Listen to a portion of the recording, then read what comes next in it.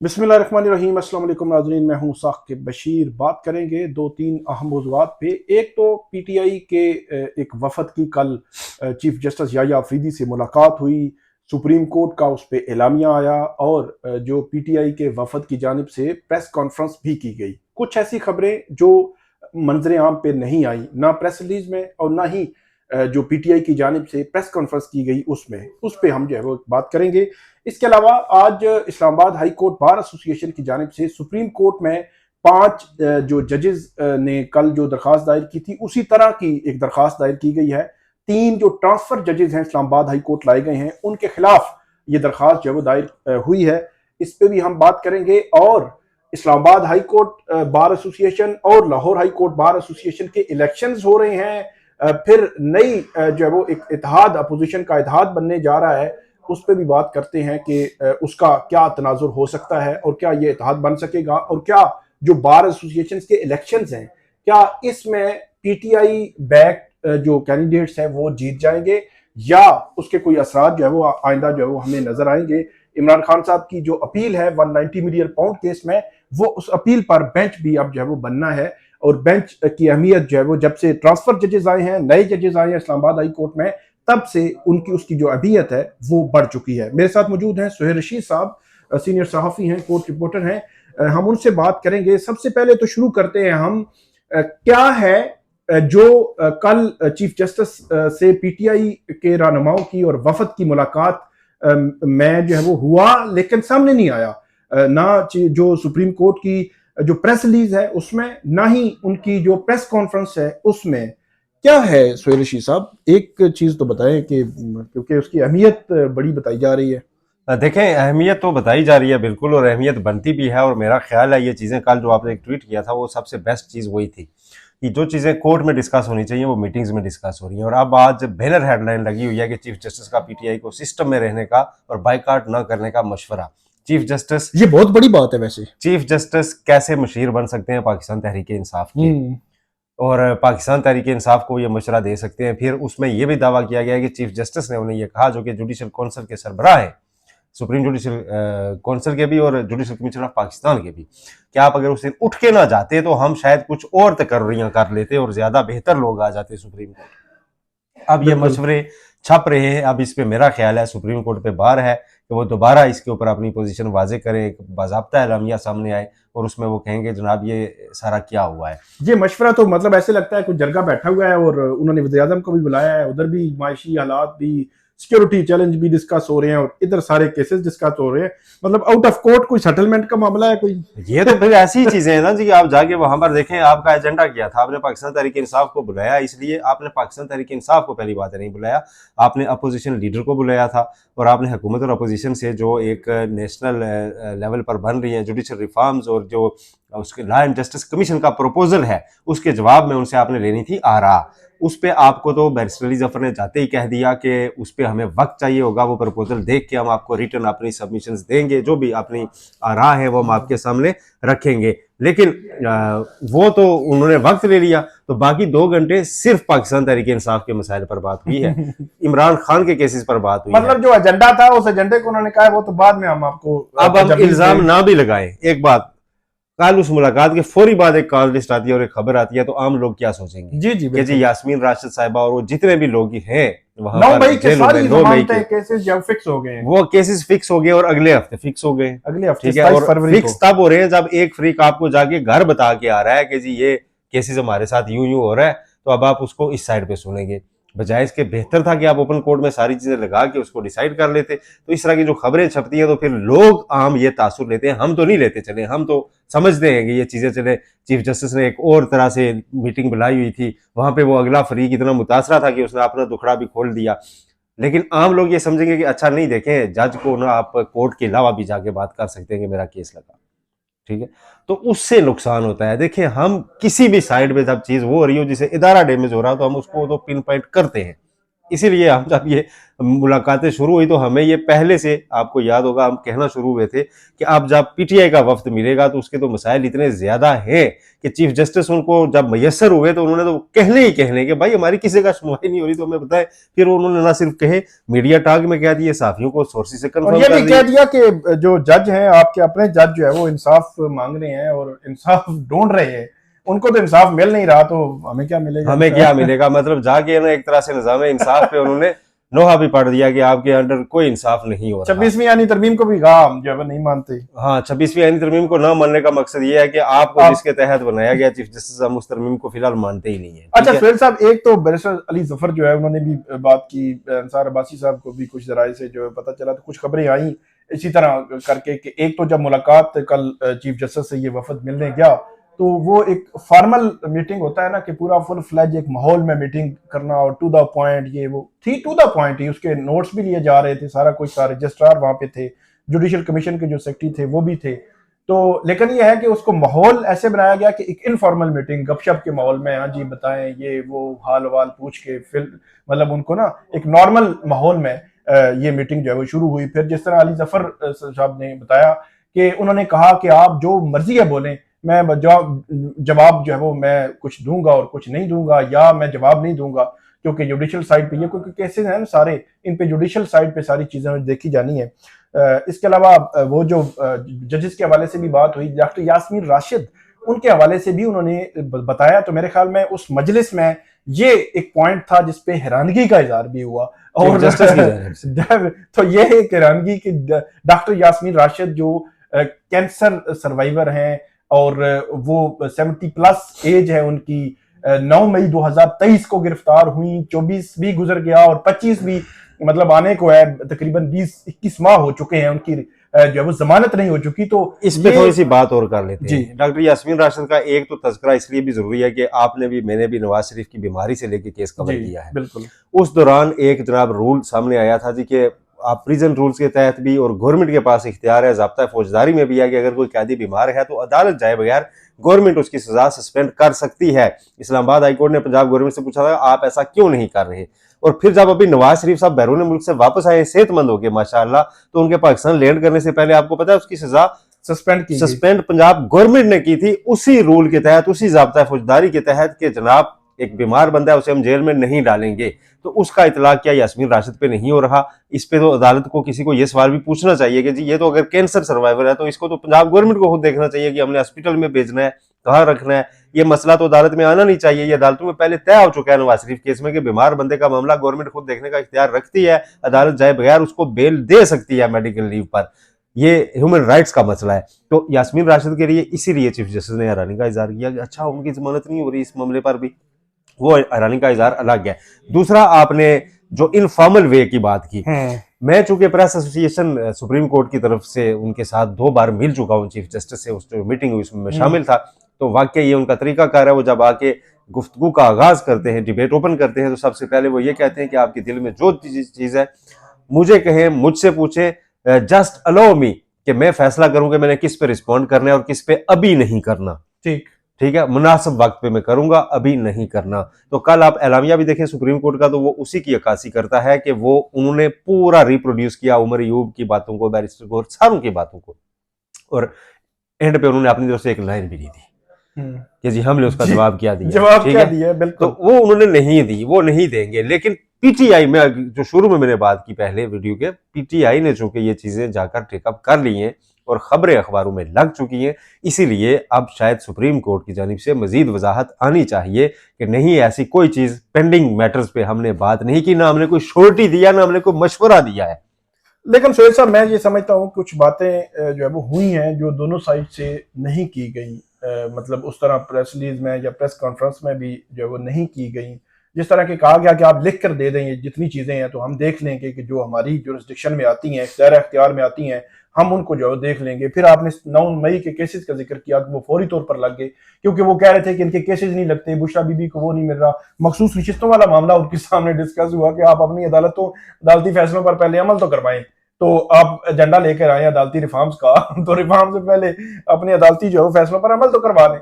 तो बहुत सारी बातें तकरीबन पीटीआई की जो ग्रीवियंस थे, अच्छा पीटीआई की जो ग्रीवियंस हम बताए हैं ना, वो सारे सुप्रीम कोर्ट पे ऑलरेडी पहुंच चुके हैं। 8 फरवरी, 26 नवंबर हो, 9 मई हो, उनके ह्यूमन राइट्स की वायलेशंस हो, मिसिंग पर्सन जो पीटीआई के, सारा कुछ सुप्रीम कोर्ट में किसी ना किसी जरूरत पेंडिंग मैटर्स है, वहां पे ये डिसाइड होने हैं। और चीफ जस्टिस साहब ने जब हमसे मुलाकात में भी कुछ चीजों पर राय दी, तो हमारे दोस्त हैं जजेब बासी, उन्होंने उनसे पूछ लिया था कि आप अदलिया के सरबराह हैं, आपने पहले ही एक चीज पे राय दे दी जो कि अभी सब जुडिस होनी है, जो इस्लामाबाद हाईकोर्ट के जजेस का मामला था ट्रांसफर का, तो आपने तो इस चीज को खराब नहीं कर दिया, उनके केसेस को डैमेज नहीं कर दिया। तो उन्होंने कहा था नहीं, मैं आपको ये बता दूं कि आप जब ये केस सुप्रीम कोर्ट अगर कभी आया तो मैं उस बेंच में नहीं बैठूंगा। बेंच में बैठना एक अलग चीज है, चीफ जस्टिस की राय चले जाना, ये मैटर हाँ, कम्युनिकेट हो जाना, वो अलग चीज है, वो डेफिनेटली मैटर। और मैं समझता हूँ कि उस कम्युनिकेट होने के बाद ही हुकूमत जो बिल्कुल मतलब हर चीज को रोनते जा रही थी, वो उन्होंने थोड़ा सा स्टॉप मतलब किया,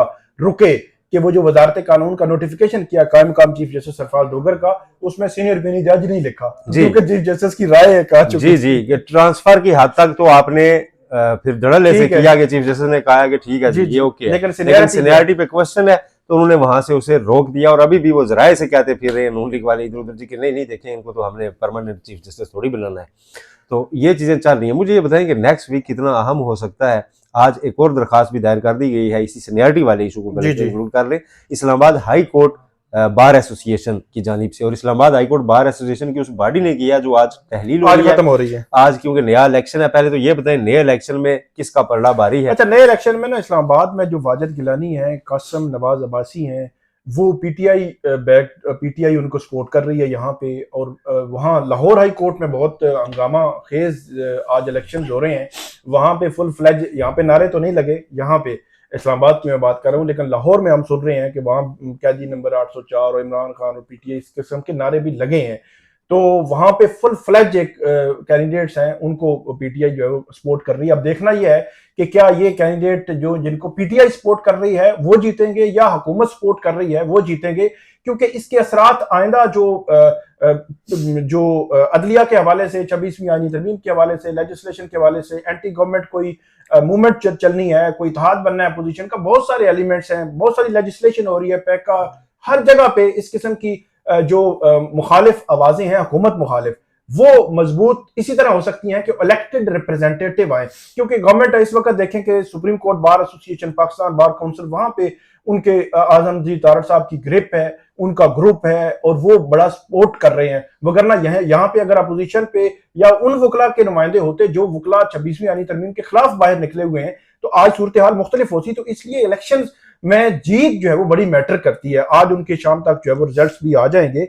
आगे बढ़ते हैं। ये नेक्स्ट वीक की आपने जो बात की 190 मिलियन पाउंड, पहले उससे एक चीज और मुझे बताएं, कल जो मीटिंग हुई है इसमें एक सवाल ये उठाया जा रहा है, अपोजिशन जमातों का कोई अलायंस बनाने की कोशिश हो रही थी, तो बुलाया अपोजिशन को गया, चले सिर्फ पाकिस्तान तहरीक इंसाफ के वकील गए, तो इससे डैमेज नहीं होगा? वकील भी, पीटीआई के वकील भी तो सियासतदान तो पूरे सियासतदान है। इन्होंने एक साल हुआ है सियासत शुरू की है, और उससे पहले तो ये प्योरली प्रोफेशनल वकील ही थे, या मतलब किसी न किसी सूरत में थोड़ी बहुत कर रहे थे। मतलब मेन मरकजी लीडरशिप जिसको आप कहते हैं कि पूरी पार्टी को आपने देखना है, आपने अपनी प्लानिंग देखनी है, बाकी पॉलिटिकल पार्टी के साथ उठन बैठन देखना है, वो तो मेरे ख्याल में उस किस्म की सोच नहीं है। 7 लोग गए हैं, 7 में से 2 हो जाते हैं पोजीशन में। लिमिटेड गोल के तौर पे अगर पाकिस्तान तहरीक इंसाफ वसी पैमाने पे लेके जाती ना, महमूद खान अचकज़ई और मौलाना फजल रहमान को एग्री करते कि भाई चीफ जस्टिस से मुलाकात अपोजिशन की, चले हमारे साथ, बिल्कुल देखते आपके मुर्तजा को ले जाते हैं, वो भी वकील हैं ना जी, आप हेड्स लेके जाए, आपको जुडिशरी का हेड बुला रहा है, आप हेड्स लेके जाए, आपका चेयरमैन जा रहा है बैरिस्टर गौर, आप साथ, और उसका ज्यादा असर होता है मेरे ख्याल में, ज्यादा उसका असर ज्यादा होता है। और उधर जो बात की जाती है उसका असर, मौलाना फजल रहमान का असर मैंने सुप्रीम कोर्ट में चीफ जस्टिस काजी फायद साहब पढ़ते हुए अपनी आंखों से देखा हुआ है। चैम्बर में बुलाना पड़ गया था, वहां बैठ के फैसले लिखवाए गए, फिर जी आप बताएं क्या करना है,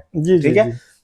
बाज राय तो इससे भी आगे की दावे करते हैं कि फिर जब नजरसानी का फैसला हुआ तो पहले भी पढ़ाया गया, पढ़ाया गया, बिल्कुल। हाँ, तो नहीं, असर तो पड़ता है, लेकिन हैरान कौन तौर पर जब एक चल रहा है अपोजिशन के साथ इत्तेहाद अलायंस की बात हो रही है, तो उनको साथ ना लेकर जाना ये बड़ी हैरान कौन मामला था। पता नहीं क्या फैसला है। सब वकीलों ने, ऐसे लगता है कि सब ने अपनी हाजिरी के लिए, कि हमारी हाजिरी भी लग जाए चीफ जस्टिस के सामने, शिबली फराज साहब भी वहां पे मौजूद थे, तो सब ने अपनी अपनी हाजिरी लगवा ली। लेकिन अपोजिशन का एक बंदा भी जो है वो साथ लेकर नहीं गए, उसका असर जो पड़ सकता था। अच्छा सुहेल साहब, जो 190 मिलियन पाउंड केस है उसमें नंबर तो लग चुका है उस अपील में, 63 एंड 64 63 एंड 64, और 64 बड़ा डेंजरस फिगर है सर। 64 जो है वो बड़ा डेंजरस फिगर है।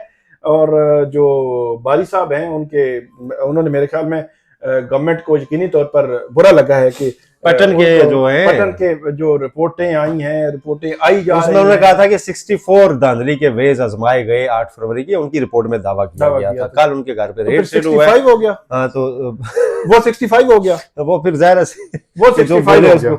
हाँ, उनके घर पर रेड पड़ा है और कह रहे हैं 2019 से ये तहलील है, ये तो 2019 से जा ही नहीं है, एग्जिस्ट ही नहीं करती, तो पता नहीं क्या क्या यार, मतलब 2019 से 25 आ गया और 6 साल चलती रही है। और जब उसने रिपोर्टें देना शुरू की हैं तो तब इनको पता चला कि नहीं, वो वजारत दाखिला कह रही है किसको रोकेंगे। चले फैफन से कह देंगे, फैफन जो है ना एक शफाफ इलेक्शन करार दे इसको, ठीक है वो कर दे, ठीक है। और उसमें इसके अलावा वो भी है ना, एक और भी है ना, वो सर्वे जो करते रहते हैं, अल्लाह भला करे, वो गिलानी साहब वाला, जी गैलप, उनसे करवा ले। सुहेल साहब, जितनी मेरे ख्याल में 8 फरवरी से ऑनवर्ड एक साल में रिपोर्ट्स आ चुकी हैं, रिकॉर्ड पे आ चुकी हैं, सहाफियों ने जो 8 फरवरी को जिन्होंने इलेक्शन कवर किया, 9 फरवरी को इलेक्शन कमीशन के मैटर्स जो देखते हैं, जो ग्राउंड पे मौजूद थे, मेरे ख्याल में इतनी चीजें अब रिकॉर्ड पे आ चुकी हैं। अब तो वो अब बारी साहब को आप जो है वो पटन जो है वो उसकी तहलील कर दें, उनका ऑफिस बंद कर दें, साफियों को छोड़े, इत्तेहादी है ना नून लीग के, जी ठीक है। शहला रजा साहिबा बैठ के क्यों टीवी पे कहती हैं जी कि लाहौर से ना बिलावल भुट्टो जीते थे, ना तारड़ जीते थे, जीता कोई और था, वो तो पीपल्स पार्टी की है ना। गवर्नर पंजाब जो है पीपल्स पार्टी की है, वो क्या कह रहे हैं उनसे सुन ले, ठीक है। आपस में आप लोग एक दूसरे को क्या कह रहे हैं। रना सनाउल्लाह कैसे टीवी पे बैठ के कह रहे हैं कि जावेद लतीफ के हारने का मुझे उतना ही जो है ना पूरा यकीन है जितना अपनी हार का है, तो वो तो उन्होंने खैर तस्लीम किए आ रहे, उनको तो जाने दें, वो तो और चीज है ना, वो तो बड़ापन होता है कि तस्लीम कर ले बंदा, ठीक है। जो के खैर हम उधर 65 पे चले गए, 63 एंड 64 ऑफ 2025, ये अपील नंबर है जी 109 मिलियन पाउंड स्कैंडल में इमरान खान और बुशरा बीबी की अपीलों का नंबर है, ठीक है। तो ये बताएं कि ये फिर पहले 62 अपीलें सुनी जाएंगी 2025 की, उसके बाद बारी आएगी, वो क्योंकि खबर आई थी कि बारी पे लगेगी, तो ये बारी फिर बारी पे अपीलें लगेगी। अब अपीलें जो है वो आउट ऑफ टर्न नहीं लगेंगी, ये जो है कहा गया। हालांकि सुहेल साहब पहले भी यही होता था, कोई नई बात नहीं है, जो अपीलें हैं हमेशा बारी पे ही लगती हैं। तो अब बेंच बनना है, नए जजेस आ चुके हैं 5, तो यकीनी तौर पर नए जजेस पर मुश्तमिल ही बेंच बनेगा। अभी बेंच बना नहीं है, आइंदा हफ्ते मेरे ख्याल में बेंच बन जाएगा। तो बड़ा इंटरेस्टिंग होगा कि बेंच कौन सा बनता है और इन अपीलों को कैसे आगे लेकर चलता है। पहली हियरिंग पर तो वो होगी, इसमें नोटिस ही होंगे, रिकॉर्ड मंगवाया जाएगा। लेकिन मेरे ख्याल में इस केस में दिलचस्पी और माहौल उस वक्त हमें बनता नजर आएगा जिस वक्त सस्पेंशन ऑफ सेंटेंस की दरखास्तें जो है वो दायर होंगी बुशरा बीबी और इमरान खान की जानिब से, क्योंकि इनिशियल अभी अपीलों का मामला तो बड़ा मतलब बाद में जो है वो देखा जाना है। और सस्पेंशन ऑफ सेंटेंस पे देखेंगे कि क्या उसमें सजाए मुअत्तल हो के इनको जमानतों पर रिहाई मिलती है या नहीं मिलती। लेकिन जब तक वो मामला आएगा तो तोशा खाना 2 केस का ट्रायल जो है वो अपने इख्तिताम की तरफ पहुंच चुका होगा। और भी बहुत सारे केसेस हैं मेरे ख्याल में जो निकलने से रोकने के लिए, और भी ऐसे खामोश केसेस मुख्तलिफ जगहों पे पड़े हुए हैं जो है वो रोका जा सकता है। किसी लम्हे भी अगर उनकी एक केस में भी जमानत, दूसरे तीसरे चौथे में भी जमानत हो जाए तो फिर भी रोकने। एक सवाल जाते जाते जी, चीफ जस्टिस ने मशवरा तो दे दिया बाइकाट न करे, पीटीआई ये मशवरा मान रही है कि नहीं मान रही? पीटीआई जो है वो इमरान खान से रुजू करेगी तो मेरा ख्याल में इमरान खान इसका अपनी फैसला करेंगे। पीटीआई वाले तो जो उन्होंने करना था वो करके आ गए हैं। उन्होंने कहा हमें इजाजत मिली थी, हमने इजाजत कर ली। मेरा नहीं ख्याल कि वो मशवरा मानेंगे, क्योंकि वो अपनी पॉलिटिकल जो प्लानिंग है उसी के साथ चलेंगे। और वो उस चीज का तकाजा था कि 10 फरवरी को ये उठते।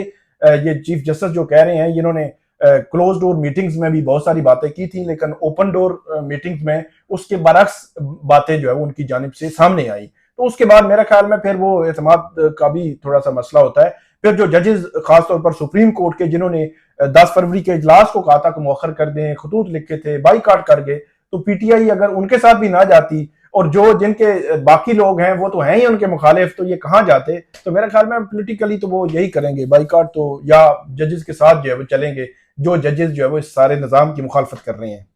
तो आपको अपडेट करते रहेंगे नाज़रीन, हमें फीडबैक दीजिएगा। अल्लाह हाफिज।